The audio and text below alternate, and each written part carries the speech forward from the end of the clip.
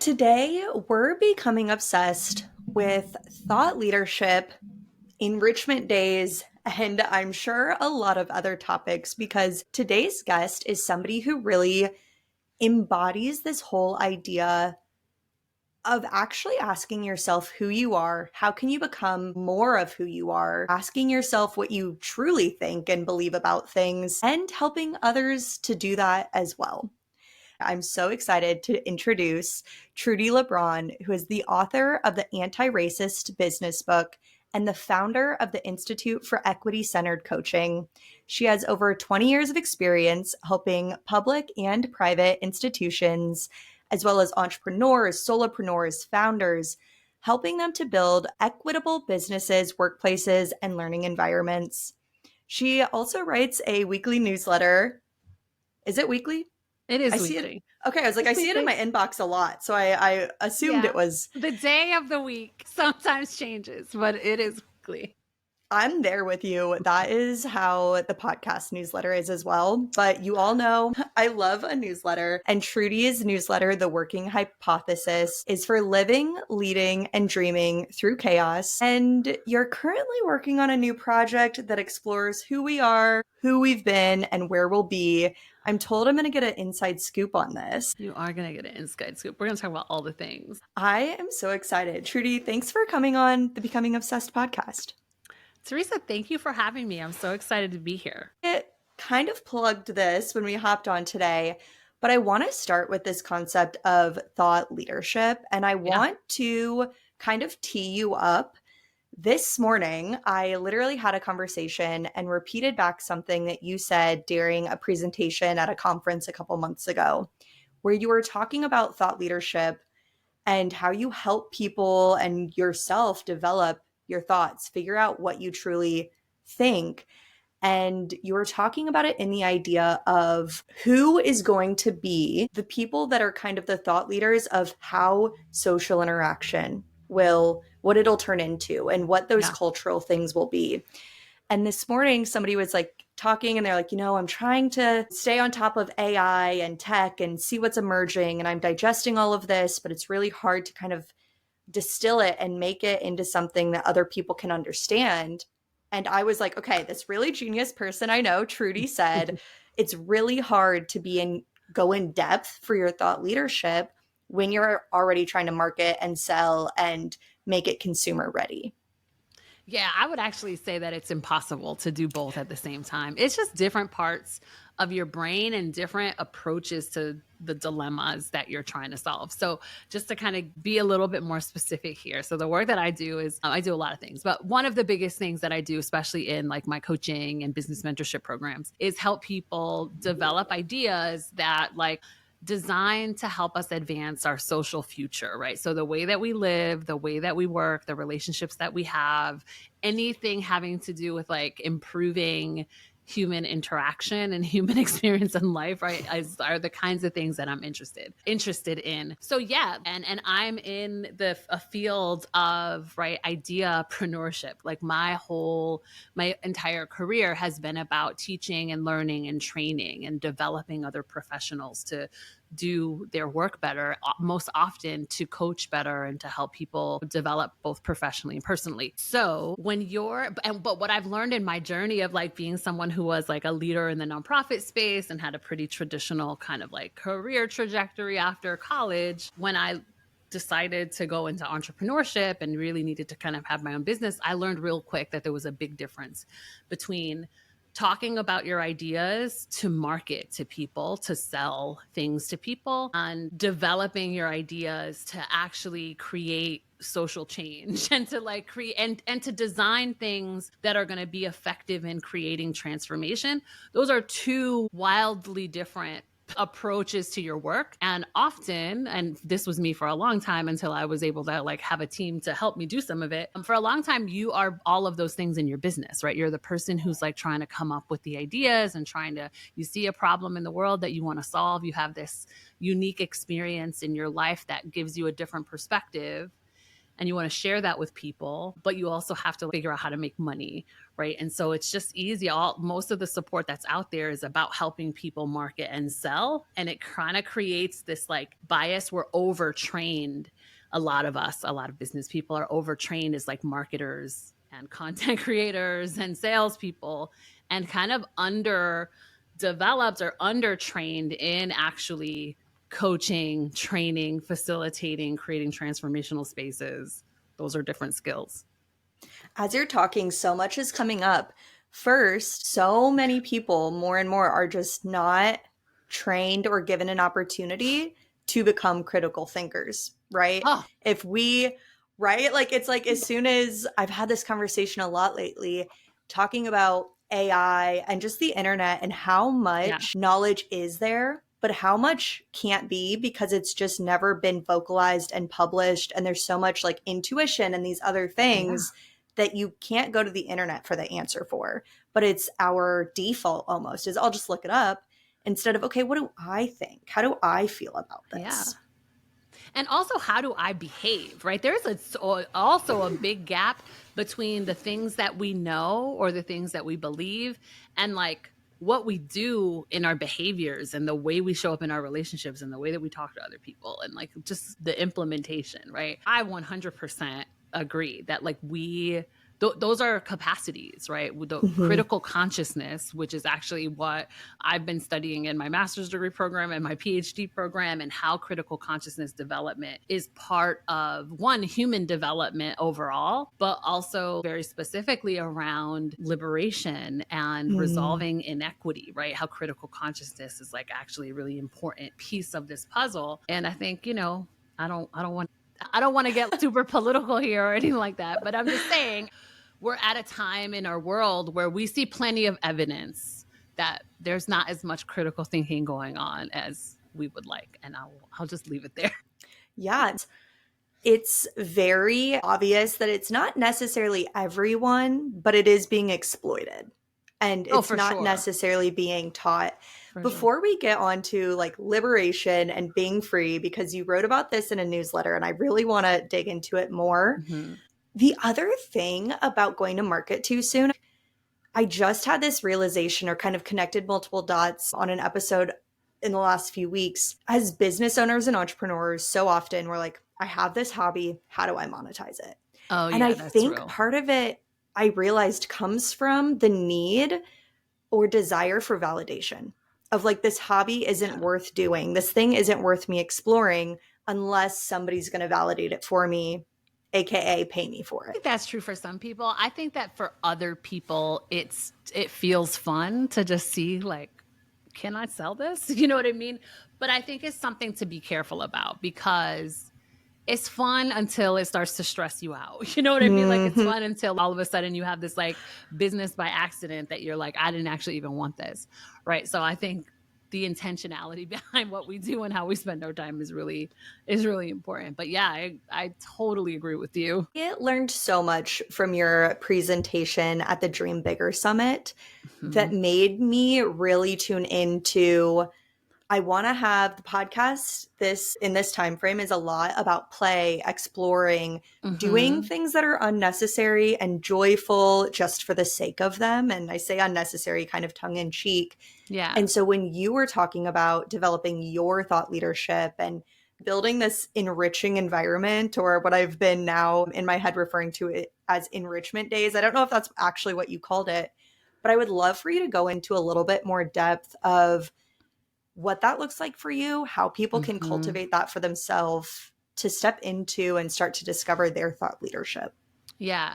So I like to call them my idea days. And I will say people like, I'm playing with my ideas today. It's like almost like I'm taking them off of the shelves, right? And taking them out and actually like playing with them to kind of see what happens. And this is a practice that I have been doing actually for quite a long time. I don't know where it came from, but I just really have this creative need. I think at my core, I'm an artist and I just have like this real need to create. What this looks like is I will come into this very office that I'm sitting in right now. I will play some music. So this is a day where there's like nothing on the calendar, right? And sometimes I even do this on the weekend just because it's like a little more like chill. nothing's on the calendar. I'll come in, I'll put some incense, I'll light some incense, light some candles, put some like lo-fi hip hop on YouTube that just plays for hours. And I let my mind just start to wander. It's a little bit of like an ADHD kick too, because I'm just kind of letting my brain just kind of like go bing, bing, bing, bing, bing, like from here to here to here, which, any other day when you're trying to get something done is disruptive. But for me during these times, like it feels very nourishing to just be able to see like, what does my brain want to do today? Like what's catching its attention? So I'll pick up books, I'll read passages of things, chapters of things. I'll do a little writing. I'll, create. Sometimes it's like I'm creating like a Pinterest board or like a digital vision board on my iPad or something like that. And like I really just hyper focus for hours, just kind of like thinking. There's chart paper, markers. Like I really just set up an environment for play, like for just kind of creative brainstorming. And the best ideas come from that. They really do. I'll track things over time. I'll go back and reference what came up for me last time. I'll revisit articles to see if there's a different angle. It's just a time. And here's the thing. I'm not marketing. I'm not like writing sales emails. That's like the rules, right? There's no writing sales emails. I'm not designing landing pages. I'm not creating images in Canva for social media. It is not for marketing. It is just to develop and think through problems and test frameworks and just again, kind of take it out of that space. And then that's what I go to when it is time to market or when it is time to like create a sales email. I'm looking back at what were the themes that came up? What were the new angles that I saw? What's the new offer I want to try? Right. So all of the things that I do are coming from, I'm never at a loss for ideas because like I've just spent time really allowing them to nurture. That's one of the best practices too, of even if you don't have a business, even Totally. if I've been it's like this not my as a whole life. There's founder. evidence. Yeah, absolutely. Absolutely. It reminds me of like an extended shower. When you're in the shower in your brain, there's no phone, there's no dings, there's nothing. Mm-hmm. It's just running wild and it just Yes. gets to. And it's like that for a day and that scheduled and Totally. allowing that. One of the reasons I loved hearing you talk about this is because it's something that has been on my to-do list for a long time of like, I need a schedule once a month or once a quarter. And I think for 2 years, I've been like, this is going to be, I'm going to bake this in. Like, I know I need it and I'll Mm-hmm. take it in small doses. But hearing somebody else say it, I was like, yeah, I'm onto something. This isn't just like, oh, what if I did that because my ADHD is running wild? Yeah. But it was this moment of like, no, there's something here. There's some power to just sitting with yourself. And I think so many people say, especially in marketing, like be yourself. People want to buy from you. I say things that are similar to that, but nobody or the common advice isn't how to be yourself or Yeah. how to learn who you are. And that's what I loved so much about this is read something and then ask yourself if you agree or how you think about it differently. Yeah. Like just talk to yourself and ask yourself questions you would ask somebody else, right? Exactly. Anything could really be inspiration. It's just about seeing what your interests are and tracking over time, you'll start to see themes and new downloads will emerge and things will clarify for you. You'll find creative inspiration in these places. Maybe they have to do with work or business, maybe not. Yeah, but it is definitely this time to get in touch with yourself in a different way. I want to jump to a newsletter that you had that was talking about Gen Y being kind of like the last free generation as kids, like the latchkey kid, like you just The kind last of the latchkeys. Yes. Yes, exactly. And now it's like, okay, there's helicopter parenting, or at the very Oh least, my your God, yes. GPS tracked at all times. 100. How do you think that's kind of like shaping these generations? This is actually something that I'm obsessed with. And one of the things that I lately in my like idea days, like is one of the things that an idea that I will pull out and really start to kind of play with, right? Here's my theory. Here's what I think. So Gen Y, and it's funny you said that because you don't actually hear that. I don't know how old you are. Do people know See, how old you are? Do you talk about this? I will. I Okay. just turned 29, and so Okay. I'm like a zillennial, but I have older Got it. siblings, so I always thought I was a millennial until I was like, "Oh, fashion? No, I'm Gen Z." Like when it That's came to so the funny. yeah, Yeah. when it came to the whole skinny jeans and middle parts thing, I was like, "Oh, I might be more Gen Z than I thought I was." Yeah, totally. So I am, and I love this term, which is, and it's funny because now your age group is calling themselves like Zillennials, but we've been calling ourselves Zennials for a long time. So Zennials is like the in between Gen X and Millennials, right? It's this like micro generation that, like, depending on what you read, places it at around 1978, which feels ancient to anyone who's like young, right? Like, I think if you're under 30, you're just like, wait, 1900s? What? But to like 1983, right? So it's just like kind of year like in between. And especially if you were born during that time and if you had older siblings, very much to what you're talking about, like you have these kind of cultural reference points that might be a little bit out of your age range, but because you were in the house, you get the references, you understand, like you're just in a little bit of a different place. So that's definitely me. um and in the 90s, like people were using Gen Y, but it didn't catch on, and then it changed to millennials, but whatever. The other thing though that I will just kind of name, because I think it's relevant to my experience, and if people don't know this, like, you might miss the importance of it, is that I was a teen mom. So I had my first son when I was 15. So my oldest son is like only a year younger than you, right? And I'm 43. I'll be 44 this year. So yeah, I just have this really interesting position that I'm in because of how long I've been a parent and like responsibilities and all that. But anyway, back to this theory. So my theory is that people who were born in that kind of generation, probably, depending on how independent you were, maybe up until like mid 80s, but we were kind of wild kids. We were raised by the wild. I know that there's been trends on TikTok talking about water hose, drinking water from the hose and all of that. I can't even tell you how true and real that is. I left my house for school in the morning, no cell phones, no GPS, whatever. And I sometimes wouldn't come home till like 10 o'clock at night, right? My parents didn't know where I was most of that time, right? I was rarely in the place that I was supposed to be at any given time. So we were just like out there. And for me, that looked like a lot of different kinds of things, but a lot of time just learning how to be independent. I spent a lot of time in the woods, just like exploring the woods. Learned how to navigate city buses very early, just kind of like, anyway, also no technology, but well, not none, but we definitely didn't have like cell phones. Beepers were like a big deal. Like if you had a Yeah, beeper, you right, weren't in high googling school. stuff on the bus. Absolutely. Not, that was not happening. However, when we came into age, like by the time my generation got into high school, we had Facebook was around. We were the first generation of people to have a Facebook account when you can only have it with your college email address, right? So that's this generation.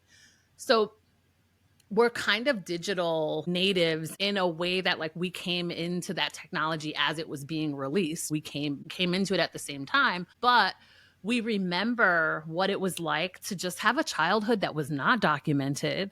Again, to experience the ability to just do what you wanted. Your parents didn't know where you were. There was just a different world that we were navigating. And there were a lot of skills that came from that world around just how we solve problems and how we interact with each other and just our tolerance for certain things.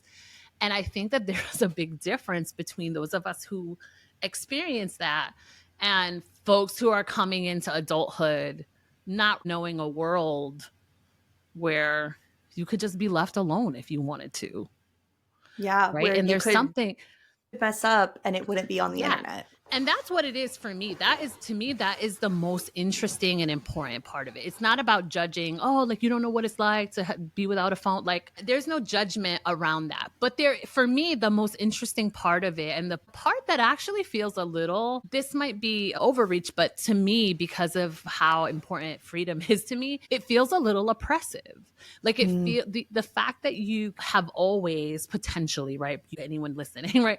That you are always tracked, right? That Mhm. someone always knows where you are, and that you don't know a life where that was not the case. That is a little sad to me, and a little like there is a freedom and a feeling of just like, I'm just out here. And I don't know. I think that that is a loss. I think that that's a loss, but it doesn't have to be a loss. I think we can set up environments for people to make other choices. I know that there's a lot of people right now who are going back to flip phones and going back to phones that don't have all of those things because of that. I just think there's really something, some wisdom here that I want to tap, and I want to create spaces for people to come and like lead into that and ask themselves, who am I if I'm not being watched? Or who am I if I'm not having to be online? Or who am I if I'm not interrupted from the path that I'm on? It makes me think of I growing up definitely like am on the edge of that, right? Like my parents Yeah. didn't track me. There was a lot of times, Mom, I know you're listening, that I was not where I said I was. Yeah. And there is a level of, like you said, independence that you have to learn. There's a level of social and self awareness. You're kind of tested in ways that you maybe aren't when somebody is always knowing exactly where you are. But it makes me think of I've solo traveled a lot. When I was 19, went to Panama, lived in the Mm-hmm. jungle. There was a 4-day period where I was like, hey, Mom, headed to the jungle. And then she didn't hear from me for days and Yeah. finally saw like a photo that the organization posted on Facebook. And she was like, oh, she's safe. But I've had these experiences not just growing up, but I think also in my 20s, Mm-hmm. cultivating them, where it's Yeah. like you walk into a new country and no one knows anything about you. Now who are you? Yeah. I mean, it's exciting. You can be anybody, Yeah, and right? you start to maybe see kind of the whole thesis of this podcast again is, are you wanting something differently? Are you living in a way that actually feels authentic to Yeah. who you are? Or are you feeling this pressure? I know, like I said, I love newsletters. And I know in one of yours, you posed these questions and said to the reader, are you thinking these things? And these 3 questions were, is this really how I want to spend my time? Why do I feel tired all of the time? And what happened to that version of me who dreamed bigger than this? And I want to hear your thought process in writing this and how you question yourself and pose these to other people. So I had a big kind of identity crisis. Not really, but it felt like a big kind of like growth edge, honestly, about 3 years ago. And what I came to learn after is that it was related to my menstrual cycle and coming into perimenopause, which, newsflash, happens much younger than most people are told. So a lot Hmm. of people like me and my friends who are like in our early 40s, we're going through and we're like, oh, this actually started when we were probably 36, but we didn't realize what was going on because people just aren't talking about it that young. You hear about people talking about menopause and the hot flashes and all that. Anyway, I got to this point where I was like, I had this big business. We had made millions of dollars. I had this book that was released. I did a TEDx talk. I had all of the things that I ever dreamed that I might have, like classic. And I was sitting in this very office and just ready to burn it all down. Hmm. Just like, you know what? It didn't help that I was doing DEI work, and we started to hear the beginning whispers of like anti woke kinds of things. And there was just like all kinds of things in the world that were going on, but also just my hormones and my body. And I was so tired, and I was like, I can't keep working. We were making great money, but I was working like crazy. I had clients all day long, almost every day of the week, and running classes, and I had a big team. It was just so much. And I was like, man, like this is great, but like I didn't build all this. I didn't go out and start my own like firm so that I could just replicate what I was doing when I was working in nonprofits. Granted, I'm making much more money not working in the nonprofits, but it just wasn't sustainable and I wasn't happy and I couldn't see a way out. I was so locked into that, like the schedule and our launch schedule, all the things. I really had to tap back into who I was before I got so busy. I had to, because even though it was quick, it was a 3-year period where like things blew up overnight. Took 10 years, but blew up overnight. And then we had this 3-year high pace, like growth for 3 years, just crazy. Yeah. And I had to take a pause. I was like, this is just not it. I cannot figure out how to do this. It was affecting my health. I had to take some breaks just related to my health. And I got real and I was like, okay, I got to start editing the things that I'm working on and what are the things that are most important? What are the things that feel most creative? And I came ultimately to this question that I have been also obsessed with ever since, which is like, what would I choose if I centered myself? Right? What choice? I have all these choices. I have all these options. I have all these things that I could do. Right? But if I like put myself at the center of my own life, instead of like all of the kids that, right? Me and my husband, between us, we have 6 kids, right? So instead of all these other things that are going on, what if I just put myself and the things that I wanted and my own dreams and my own capacity right in the middle and created alignment between the impact that I wanted to create through my body of work, but within a capacity that was sustainable for me and gave me the flexibility to be creative and do kinds of things that I wanted to. What does that look like? And so it took me 2 years to just deconstruct to get to a point where I was able to start building back in the direction that did center me. So that is kind of how I even got to asking those questions, is that I was really confronted with like, I just can't keep doing this. I'll crash. You know what I mean? It's one thing to be like, have the pressure and kind of put your family, the kids, the relationship, then the business. But even before you said it, what I was thinking is, and the impact, right? Like putting the impact, because your work specifically is so impactful, and putting that before yourself as well.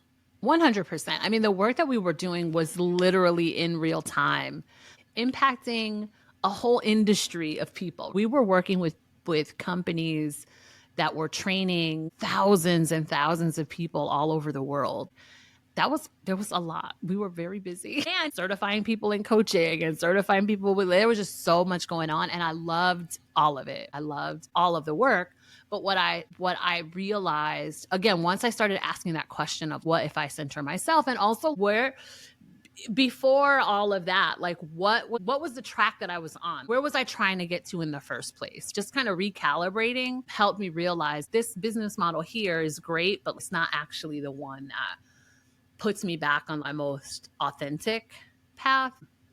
Yeah. So those are real questions. I think that a lot of people can see themselves and relate. Like I'm even thinking of multiple guests who have this kind of similar experience of finding success, and then on the other side of the mountain being like, wait, is this what I still want? Like, how did I get here? Why doesn't it still feel good?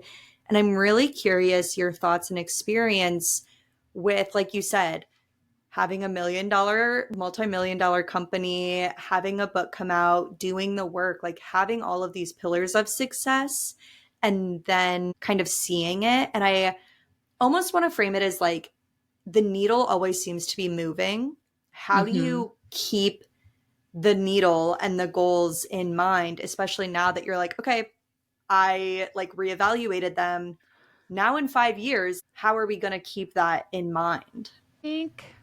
I think that for me, I have a lot of good practices in place for like mitigating those things from the beginning. So for example, like the Anti-Racist Business book, we talk about like redefining scale, right? Redefining what scaling is. And if we look at like how most people use scale in like the online business world, it's like grow, scale up.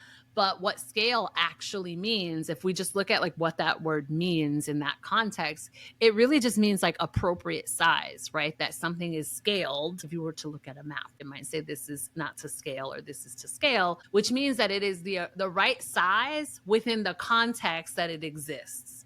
So if we think about scaling our business with that definition in mind, then, scaling doesn't mean grow, grow, grow, grow. Scaling means what's the right size for this in my life? What's the right amount of work in this version of my life? What do I actually need? And I'm all about making money. I'm not like, like what's the smallest amount that you can live on? Like that is, like I said, 6 kids. Like there's not enough money that could be made. I mean, maybe there probably is. We need that generational wealth. Yeah, exactly. For all That's 6 of them. Totally different things. Exactly. But that understanding that in the context of like often an industry where people have made, sure, multi 7 figures of success, but not a whole lot of profit. That they have spent hundreds of thousands of dollars in ads and paid lots of money in a team. And that's, again, that is not a judgment. That is just the facts of like what a lot of these business models look like. You make 7 figures, you make multiple 7 figures, you need a business that can support that, which often requires more team members and more technology and more custom, like just all kinds of things, depending on what you've built.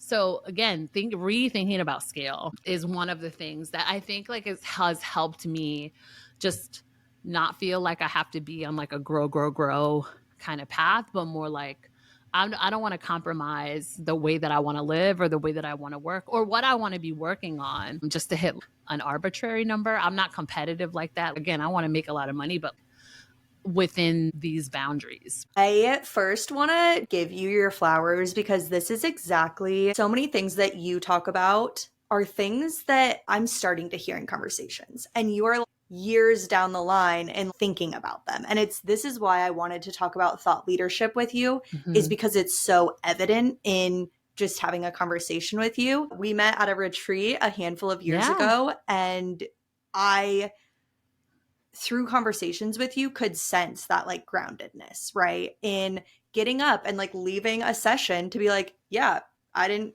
need that session and I needed a minute to myself, and doing it in a way that was very grounded. And it's so simple, but not the norm. That's why I'm so grateful for you to come on here and have this conversation. And I say that to lead into this morning. I literally had a conversation with 2 people and we were talking about this idea, didn't have a name for it yet. It wasn't fully conceptualized. And you just gave me the words to kind of describe it. One of the women I was talking to, her name is also Teresa, and she's in the tech space, right? She's been working on this app for a couple of years. And she was saying, it's like in tech, it can be so exhausting because you're either a unicorn or you're nothing. In terms of VC capital, in terms of funding rounds, if you don't have that $1 billion scalable idea, then it's like, we don't really care. But it's like 300 million, 5 million, that's still huge success for so many people and is a successful business. And it was just this conversation of, me, not to get political, but I was like, I think that is not an accident that we think that way. Not just in the tech world, but look at Amazon and all of these companies that are now like, shop the huge convenient option instead of shopping local. That in a lot of ways can be by design. And it's also, we have to be the ones to fight back and stay local and say, yes, $1 million company is worth it. You don't have to be a $1 billion company. Right. You don't. Even, like multi-million dollar companies are not the companies that are creating the wealth gap in this country. Even if everyone had millions of dollars, like, we'd be good. It's actually just a very few amount of people who, like, multi-billionaires who hoard wealth and who create and control the policies that, obviously, we're kind of living through that, right? The policies that can change things. So yeah, people should not feel bad about wanting to make money. And again, I grew up broke, like I was a teen mom, I was on welfare, food stamps, all the things. So I had all of the survivor guilt and all kinds of things Mm. that come up around, being a higher earner in the community, like in the kind of context that I grew up in. There's all kinds of things to work through. But like what I have found is that like, you have more choice, more money gives you more choices. And like that's just the truth. So, yeah, this is not about shaming people or making people feel like they shouldn't be chasing aggressive revenue goals. Absolutely, there's times and place and points in your life for that. What I would love to see is more people doing that in a way that honors their capacity and is in alignment with like their best work and not trapped in a business model that doesn't work for them or doing work that is not really filling them up. There's just so much need, especially for social impact or disruptive kind of work to be happening in the world. There's so much need for that. Finding the right business model and learning how to do this in a way that's ethical is just, and again, within your capacity is so worth it. Percent. That is what my kind of mission in life is. It's like I want to have a life that feels good and help other people do that too. And Yeah. sometimes, like you said earlier, it is just fun to be a business owner until it's not. And it's always this kind of teeter-totter of how can I keep myself grounded and centered and chase big dreams and then also pull back and allow myself to do the bare minimum some days when my hormones are looking like a little different than I want them to, right? Yeah, absolutely. And I have gotten to the point, and this is not something that everybody needs to do, but because of how perimenopause is impacting my body and my life, I've gotten to the point now where my work calendar is synced up with my menstrual cycle. And the days that I'm teaching are certain times of the month, and the days that I'm just like not seeing clients, it's all like synced up together. So, and I started setting that up months ago, but I'm in a place now after a while, after a couple months of like trying to get things right in the right place where I'm actually feeling the effects of creating that space. And it's just so much better to know that, for example, that when my migraines tend to kind of flare up because of because I'm a couple days away from my cycle, that I don't have to cancel client calls because Mhm. I know that's probably going to happen because I have had like different concussions and that's happens every month. And it's just easier for me to be able to just take it easy if I need to than have to like be overpacking my schedule and then making things up to people later. So what if we just built it to function the way I need it to function? I'm so happy that this is becoming more and more of the conversation too. I don't have my calendar on lock like that yet, but I have the grace with myself now Yeah, where the thoughts always arise to kind of beat yourself up a little bit. There's a little sure. tiny cloud. Some days they're, grayer than others. But I just am at a place now where it's like, okay, fine. Like today's going to be an off day or today's going to be a bare minimum day. And in a couple weeks, I'm going to feel like taking on the world again. And knowing Yeah, that it's the cycles that I go through instead of feeling like, why am I not good enough again? Why was I on it last week? And now yeah, this week, I can't get myself to do anything.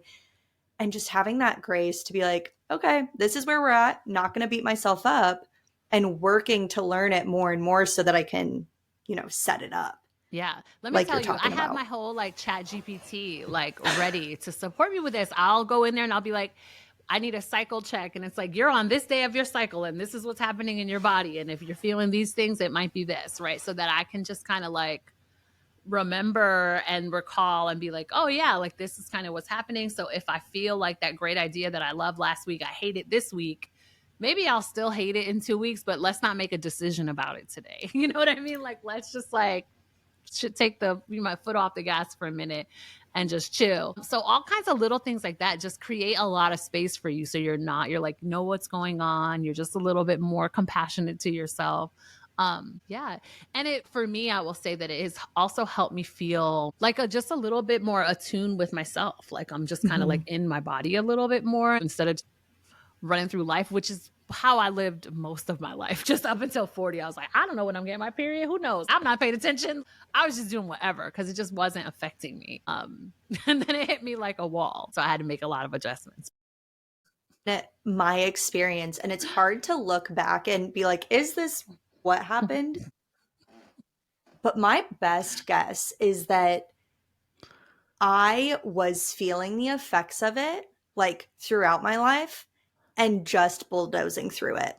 Oh, and that's not totally, allowing, I'm yes, sure. yes, I'm and totally sure that not, that's what it was. and it was really this other concept, and this gets into, this is like a whole long story, but the summation of it is like I grew up being like sexism is not going to affect me, aka I am as tough as any man and no man's ever going to be better than me. Didn't realize, the irony in that for a long time, but once I stopped trying to be tough and hold it all together all the time, Yes. I started to actually feel my emotions, and then I realized that they were cyclical, and that's really what led me to be like, oh, I don't have to always think something is wrong with me. I just have cycles, and I Yes. just, my hormones are down, my hormones are up. And now it's been so fun to actually do like hormone testing and try and see like, okay, do my periods need to be this bad? Or, okay, that one was really bad emotionally. What am I bottling up that's Yeah. now able to come out? And it's been, in a way, liberating to be like, okay, this is normal or natural, and work with it instead of against it. Exactly. Exactly. That's it's like just a different relationship to yourself. And now like imagine like layering all that in with like we're going through a lot. We're trying to like build businesses, we're trying to build brands. We have all this stuff happening with our bodies, right? Like some of us are like raising kids or taking care of parents or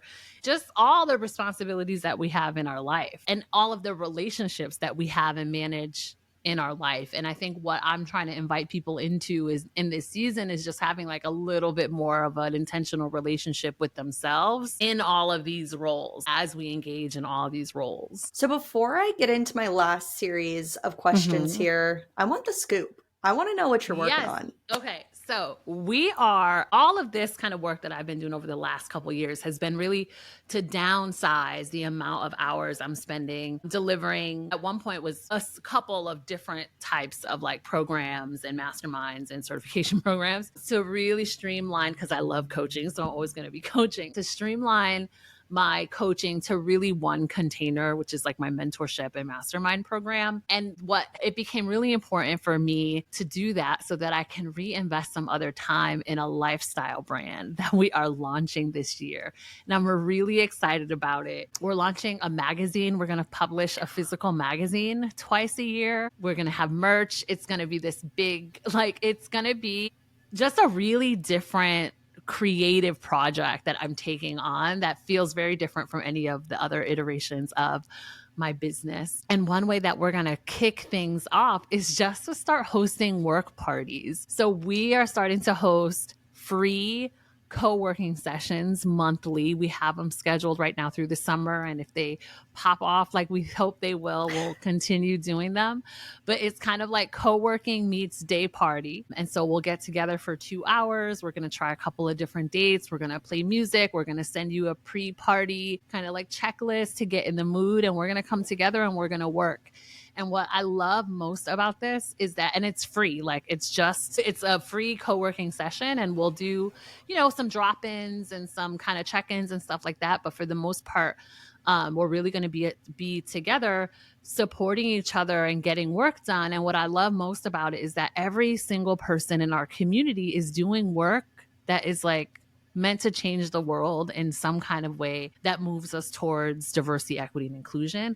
So just like the idea of coming together alongside other people who are kind of, and I will name, you don't always get that in every like community that Mhm. you're a part of, right? Like you might be a part of a great mastermind, but people are building like different kinds of things.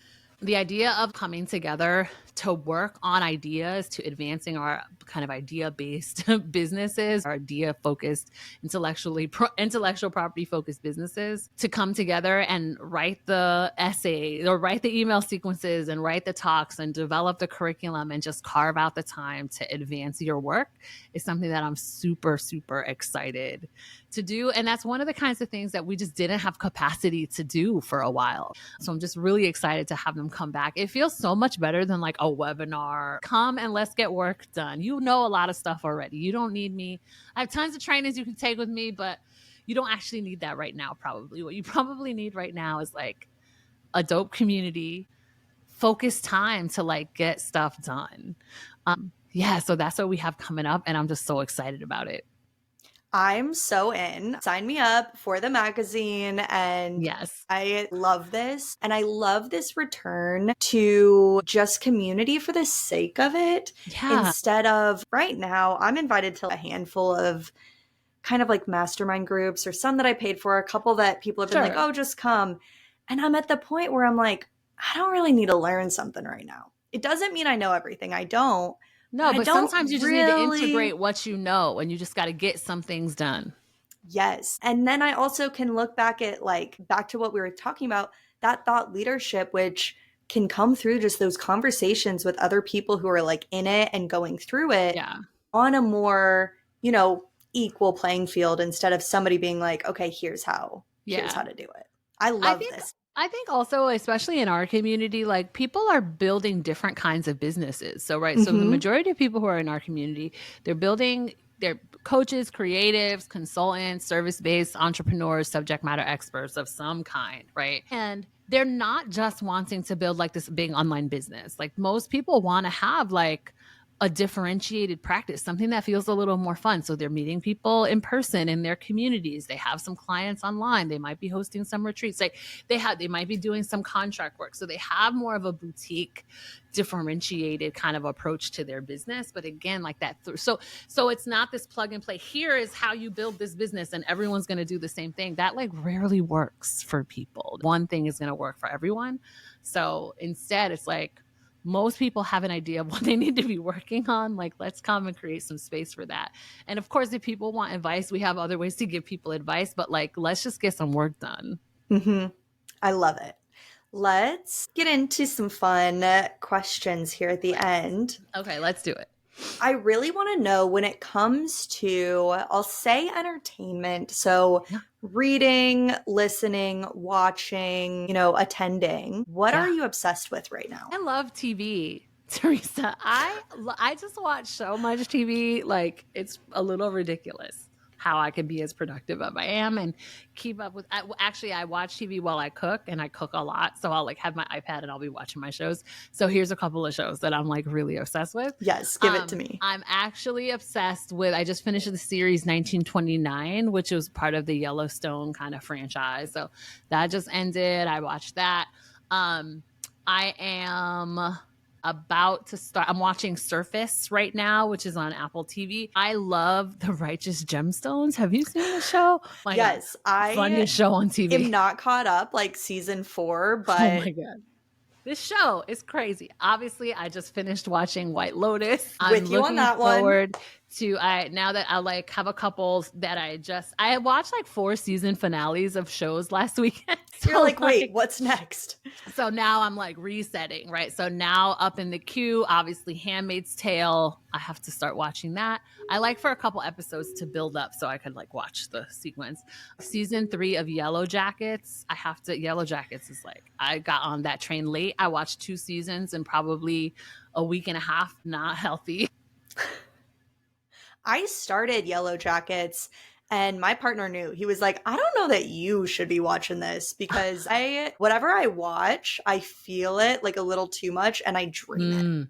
And so I got through a couple episodes and I was like, this is my jam, but I don't know that it's going to be healthy for me. Yeah, that one's have you seen Dying for Sex? That's a little bit of a heart wrencher. That's like, there's just so much good TV happening right now. So well, and I think when you said Apple TV, as soon as something is Apple TV, I'm like, oh, it's going to be good.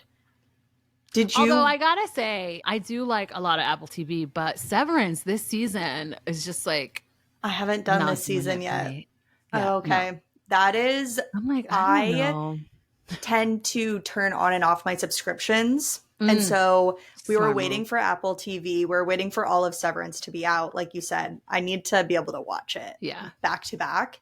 And so it's on the list of like Netflix is about to cancel, Disney Plus is canceled, and Apple TV is. Oh, this is a very smart strategy. I may need to think about this. I also want to just plug real quick, for people who may not know, on Netflix. Now, why the name is not coming to me. Michelle Buteau, Battle of the Thickest, is it? Yes.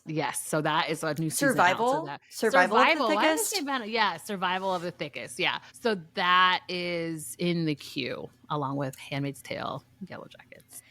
Did you watch Silo on Apple TV? Yes. Oh my God. Yes. Yeah. I love that. I love Silo. Yeah, that was one of my favorites because it was just intense and thought-provoking and dark a little bit enough, but not like, Mhm. oh, I'm going to be dreaming about this. Although I wonder if I you like tend to. Foundations. Did you watch Foundations? Mm-mm, You might like I that haven't one. watched it. Okay, Yeah. I'll add that to the list. Okay. We're getting into summer.